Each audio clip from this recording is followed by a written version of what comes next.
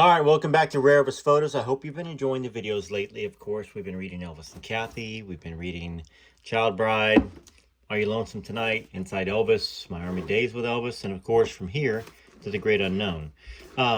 Earlier today, you may have seen a posted interview with me and Derry Matera. We spoke at length for about an hour and 40 minutes the other night, and we will do so again.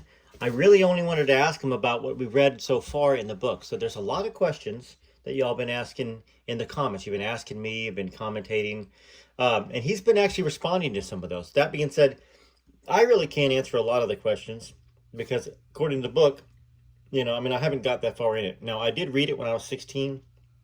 I believe I was 16 at the time, or 17, one of those 2 years. So I have an overall emotional feeling of what I feel about the book, but I can't really answer the question. So anyways, thanks so much, all of y'all that have been commenting, watching the videos, those that have been leaving little monetary super thanks. There was another one that came through. It was Stacy Hastert, 1286. Appreciate that. I think you left that on a video, on a Priscilla video.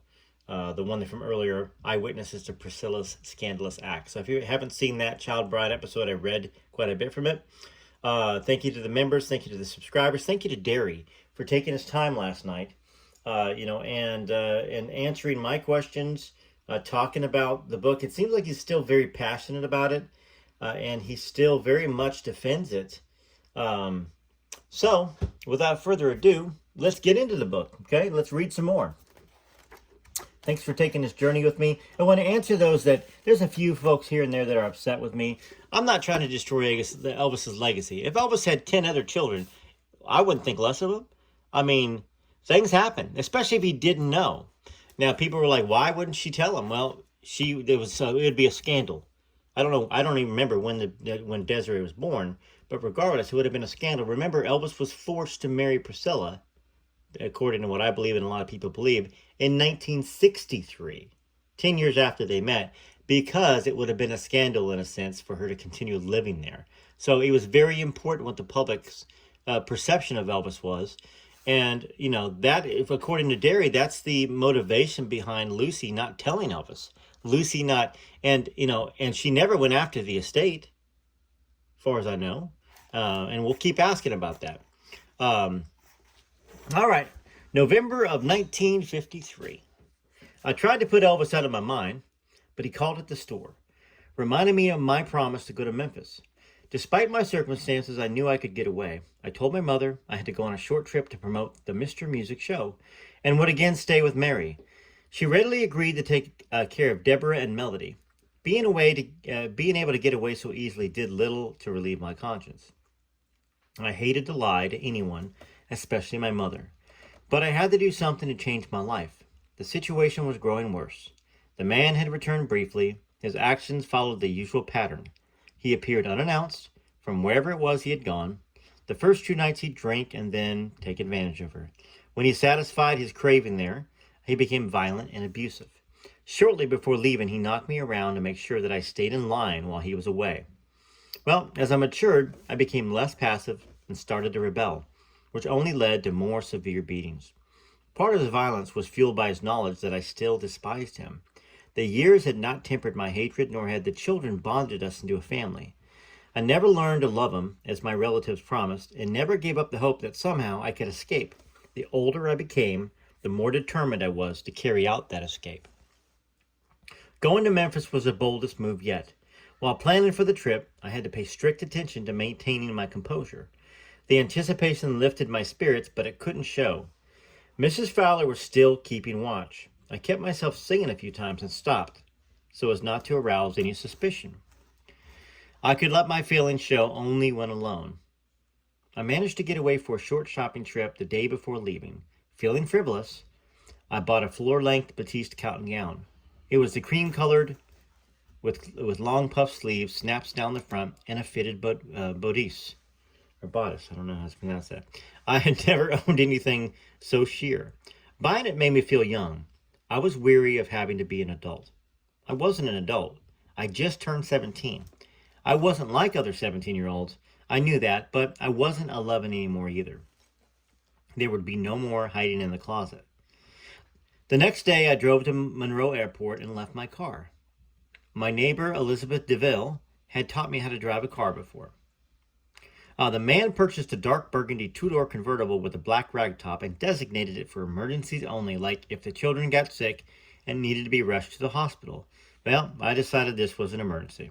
I took a plane because my nerves were too frazzled to deal with the long train ride. The plane was bumpy, but the trip was short. As I waited for my bags at the Memphis airport, another transformation occurred. The anger I drew upon to get there dissolved and was replaced by insecurity. Did Elvis really like me? The thoughts were interrupted by a tap on the shoulder. "You scared me," I said, catching my breath. Something else frightened me. Elvis wasn't wearing the usual baggy garbutine pants and suit jacket. He wore tight black pants and a bright cowboy shirt unbuttoned halfway down his chest. He looked wild, untamed, and incredibly sexy.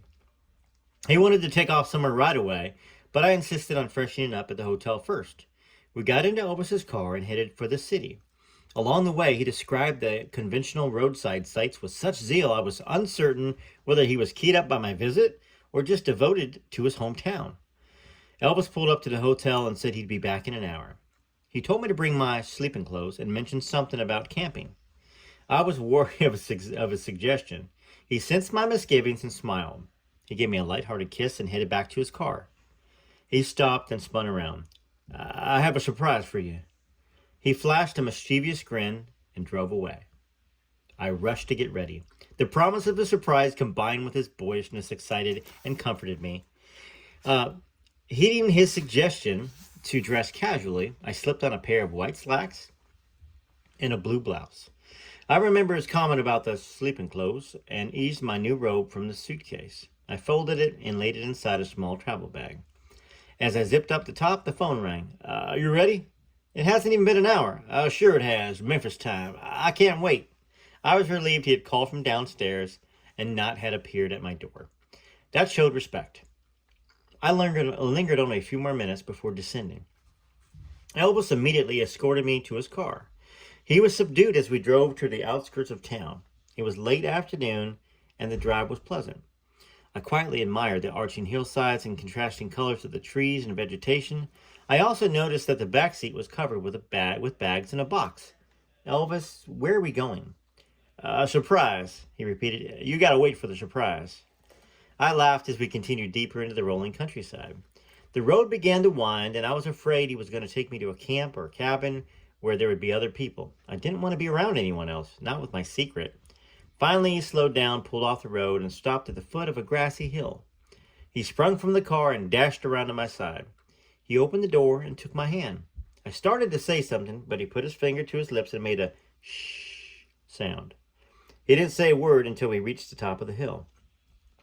"This is my surprise, my gift to you." Elvis pointed to a breathtaking sunset. "This is your gift," he repeated. "And you know what? Only God can paint a sunset. Each one is original, and this one is yours, Lucy." It's very sweet. He pulled me to him and kissed me. Instead of frightening me, the kiss drained my fear. I didn't care about anything else, and the guilt vanished. "Come on," he said. "Let's walk." Well, he took my hand again, and we began to walk along the hill, enjoying the scarlet and golden sky before us. I felt clean and untouched. All the nightmares of the past appeared to be little more than a bad dream. This was what love was supposed to be. "Lucy, are you happy?" I stretched up on my toes and kissed him. That was my answer. The devilish glint returned to his eye. You know something? My girl has to run for her supper." He took off in a sprint. I kept in step. We laughed the whole way back to the car. He opened the door and reached for the box and bags in the back seat. Dramatically, overemphasizing every move, he spread out a red blanket and dotted it with plates. Elvis was playing the moment to the hilt. "You are served the feast," he said, "because you're my lady-in-waiting." I inspected the first bag and found ham sandwiches, grapes, chips, and deviled eggs. "Would you like some wine?" he offered. "Well, what makes you think I want wine?" I replied with mock annoyance. "Well, you're French, aren't you? Who ever heard of a Frenchman not liking wine?" When we finished the main course, he reached into the box and pulled out a bag of cherries. We spent the next half hour eating cherries and silently enjoying the deepening colors of the sky. "I'm glad you came, Lucy." Me too, but why did you bring me here? Is this where you bring all your girls? What girls? He exclaimed. I don't have any girls. I thought you were my girl. I just wondered how you found this place. Have you been here before? He grew serious. One day I was upset about not doing anything with my life. I just drove into the hills and ended up here. I thought it was the most beautiful place in the world. I came here to talk. To talk? To pray, he said. I feel closer to God here. I was surprised. I had depended on God so much in my life. Sometimes he was my only hope. Knowing Elvis shared my faith made me believe that God approved of our being together. I always wanted to bring someone here with me, he continued, but it had to be someone special. I could never find the right person. I thought I would always have to come here alone. Now I found you. He squeezed my hand. Secure that he had filled one longing in his life, he switched to another, the one that remained unfulfilled. I was glad he continued talking about himself. I didn't want the conversation to shift to me. I met some musicians. We seem to have a good mix. They can help me and I can help them. If we work together, we might have a chance. I recorded something already. Nothing really. Just a couple of songs for my mama. I'm going to record some more soon. Now that school's out of the way, I've got more time. You wait, Lucy. In a year, you'll be real proud of me. The musicians Elvis referred to were probably Scotty Moore and Bill Black. This is the author. They would later comprise the nucleus of his band. Elvis was not being modest about his recordings. Anyone who had $4 could make a record at Memphis Sound Recording Studio, a sideline of Sam Phillips' Son Record Company. According to the book The Boy Who Dared to Rock, Elvis paid $4 and recorded his first two songs, My Happiness and That's When Your Heartaches Begin. When you find your sweet... Anyways, that's a great song. In July of 1953. Some accounts place the date a few months earlier. They were put directly on acetate. Elvis left with the only copy. In January 1954, he paid another $4 and made a second set, Casual Love Affair and I'll Never Stand in Your Way. Again, he had the only copy. So, what do we think so far, everybody? Let me know in the comments. Obviously, we're going to keep reading. This is sweet. This is simple so far. I don't see anything that couldn't have happened. You know, we're not talking about a week or 2 or 3. We're talking about a date here. Let's continue. All right. I was impressed with the motivations behind his determination. His quest for success appeared to be unselfish. He wanted only to please others and to be in a position to help those less fortunate. I was especially heartened by the way he respected his parents. I'm going to make it, Lucy. You believe me, don't you? I know you're going to make it. You're going to be sensational. You have something special. You really think so? You're very special to me and when you're on stage. To everyone I know how much this means to you. I've been praying for you every night. God is listening. He always listens. Elvis was moved by my faith in him. I want you to be a part of it, Lucy. Help me. His words jarred me out of my dreamy fog. I couldn't be a part of anything. The only future I saw was a miserable attempt to lead a double life, one that relied upon deception at both ends. I thought of telling Elvis the truth, but couldn't face losing him. Not yet. I needed these moments more than he realized, and I wanted to change the subject, but he was staring at me, waiting for an answer. I had to say something. I want to be part of your life, but please, you must listen to me, I said. Promise me you'll give me time. It has nothing to do with the way I feel. You must always promise me never, never, never to talk about us to anyone.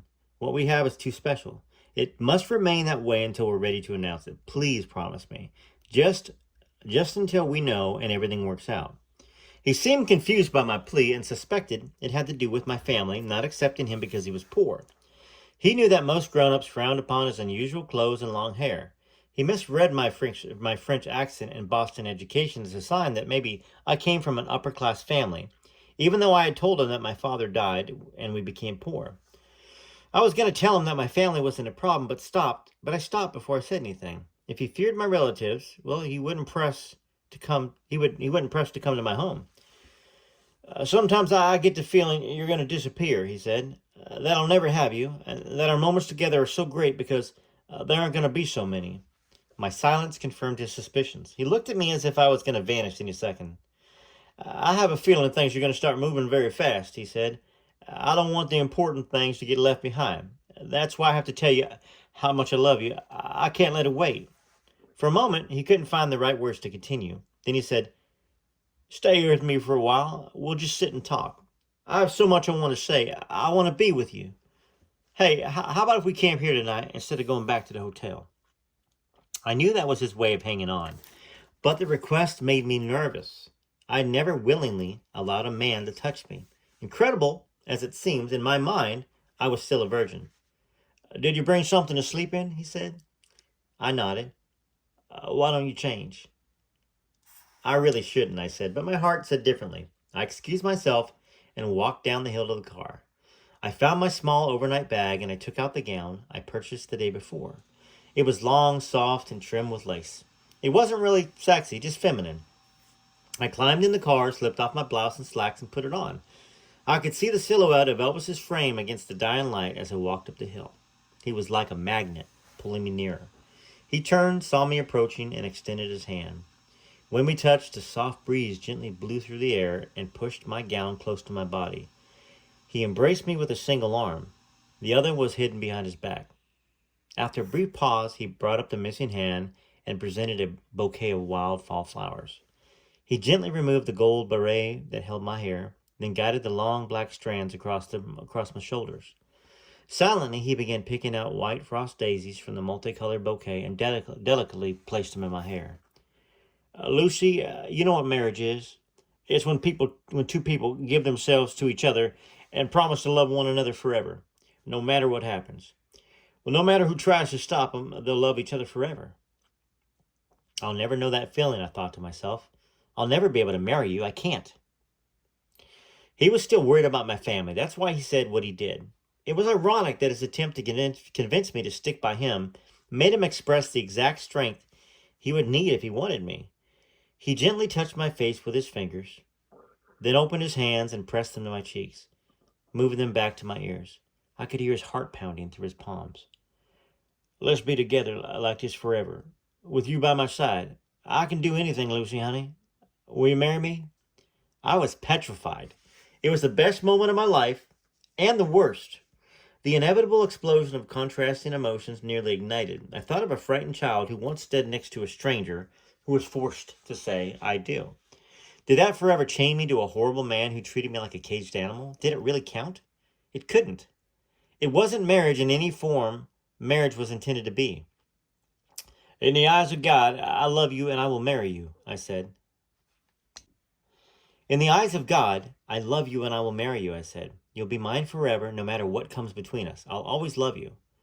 It was a strange, revealing acceptance, but Elvis let it pass. "I accept you as my wife," he said formally, as if a church full of people were listening. "I'll love you and only you. No matter what happens, I'll love you forever." The wind picked up and began blowing the flowers out of my hair. They fell upon my shoulders, rolled down my back, landing in a ring around my feet.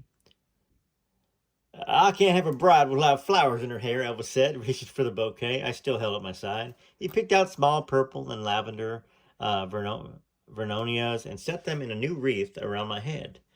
I dropped what remained of the bouquet and slipped my hand under Elvis's shirt. I needed to feel the warmth of his body.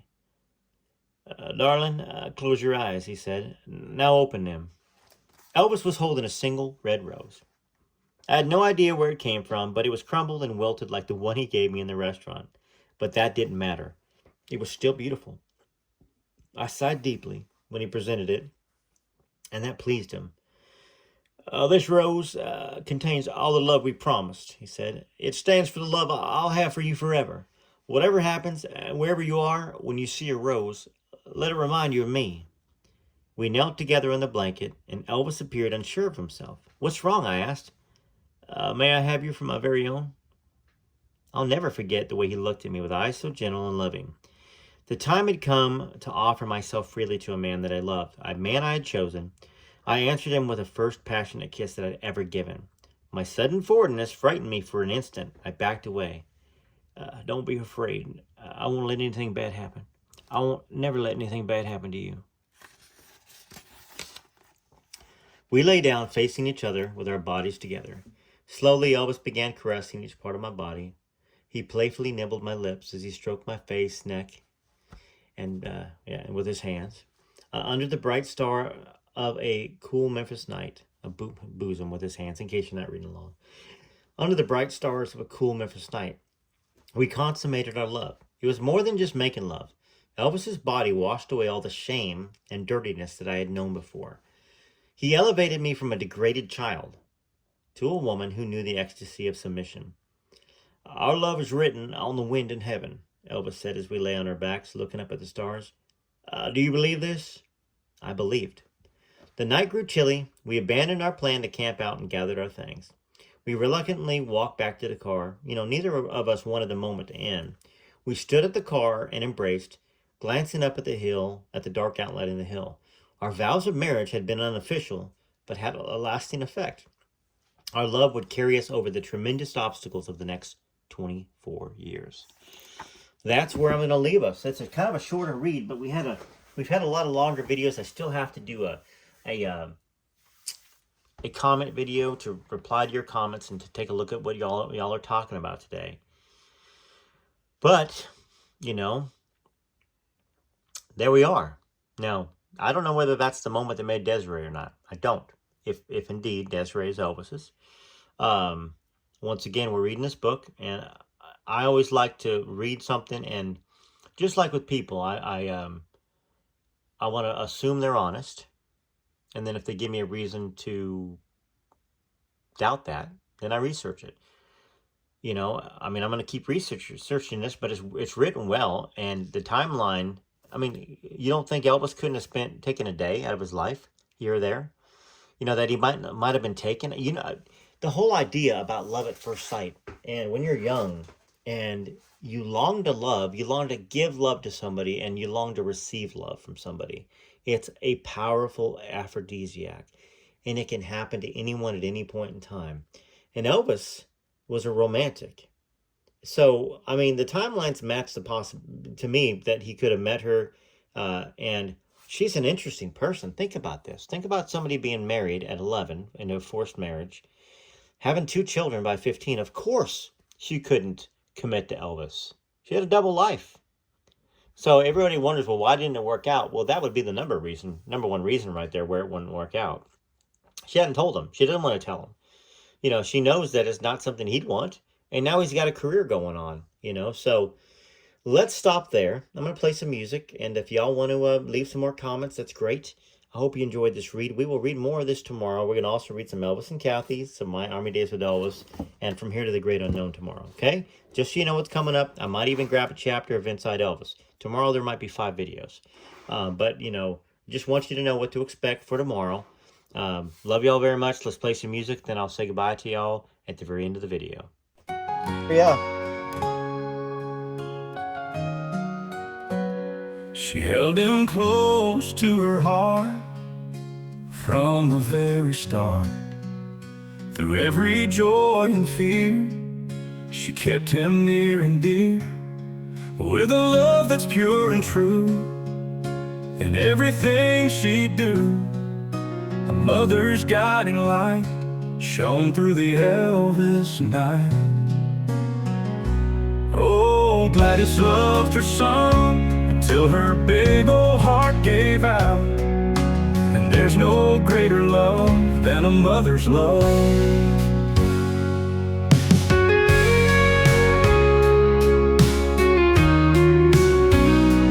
Holding her hand, he found peace, and all her worries would not cease. There shares a bond that never fades. It loves me tender shades. Oh, Gladys loved her son until her big old heart gave out. And there's no greater love than a mother's love.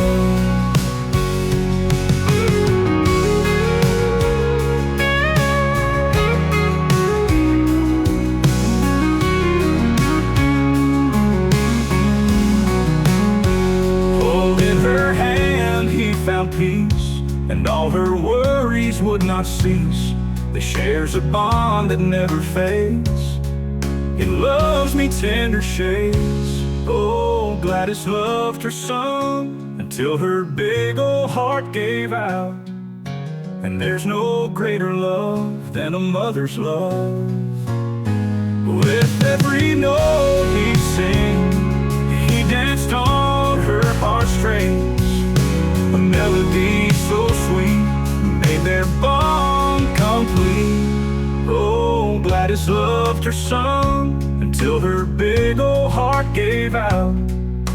And there's no greater love than a mother's love. Yeah, there's no greater love than a mother's love.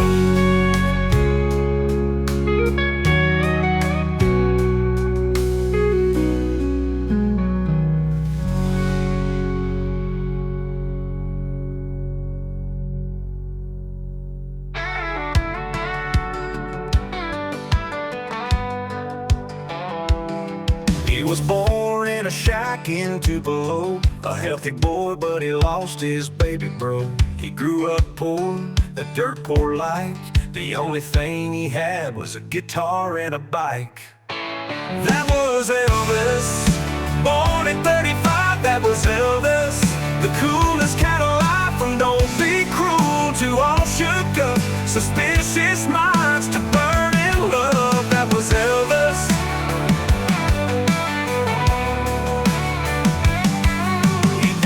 In the summer of '77, Priscilla broke his heart and sent him back to heaven.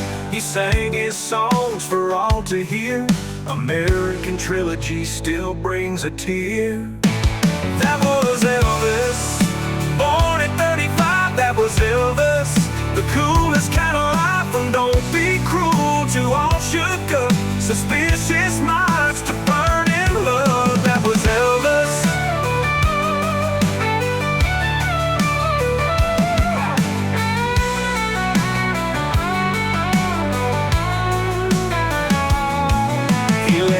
A gift in Lisa Marie,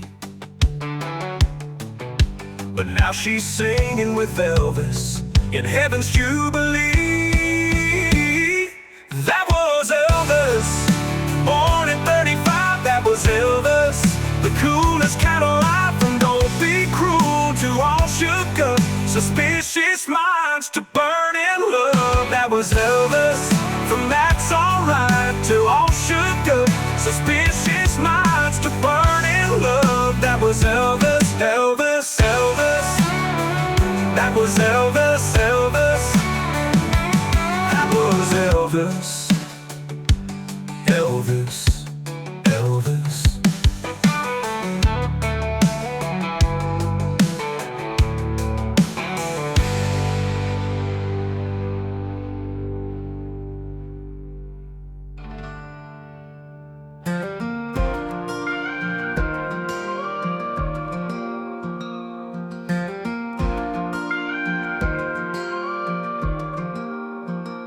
I'm in a blue suede dream tonight, and feel the rhythm come alive. My heart beats to every Elvis song. On my turntable I turn on. Hound dog echoes in my veins, jailhouse rocking through the years.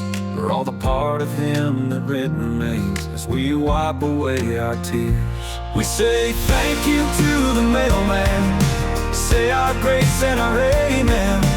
Live our life in God we trust. Yeah, Elvis is alive in all of us.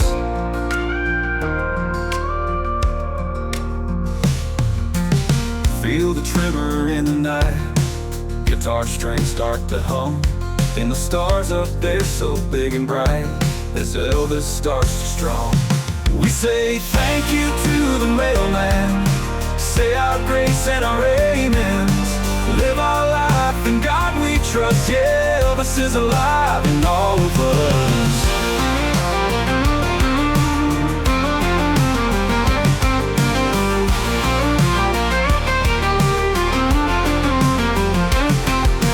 Just a blue moon in the sky, can't help falling but don't wonder why. Elvis' spirit never dies in our soul. For all our lives we say thank you to the mailman, say our grace and our amens. Live our life in God we trust. Yeah, Elvis is alive in all of us. Yeah, Elvis is alive in all of us.